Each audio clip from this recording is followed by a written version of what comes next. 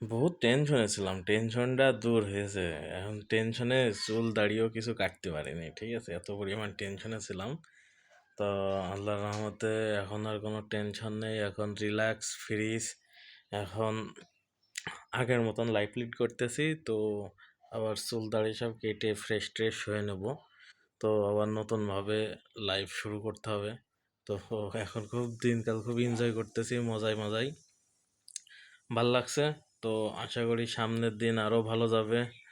আহ, এখন থেকে আগে যেরকমভাবে আমার ভিডিও আমি করতাম, ভালো লাগার থেকে আমার ভিডিও করা, তো আমি সেই জায়গার থেকে আবার নতুন করে শুরু করব। তো এখন বিন্দাস, এখন লাইফটা বিন্দাস যাচ্ছে। খুব ভাল লাগছে, খুব ভালো আছি, খুব শান্তিতে আছি। এবং মুখে অনেক হাসি আছে, যে হাসির জন্য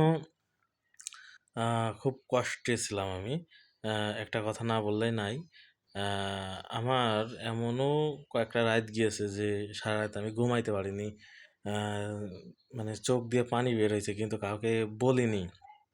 আবার যে মানে যে চোখ দিয়ে যে পানি পড়বে সেটাও সহজে বের হয়নি। কিন্তু আ মনের ভিতরে রক্তক্ষরণ হইছে। কিন্তু তবুও কাউকে কোনো কিছু বলিনি। তো এখন দিনকাল অনেক বিন্দাস যাচ্ছে, খুব ভালো যাচ্ছে, খুব ভালো আছি।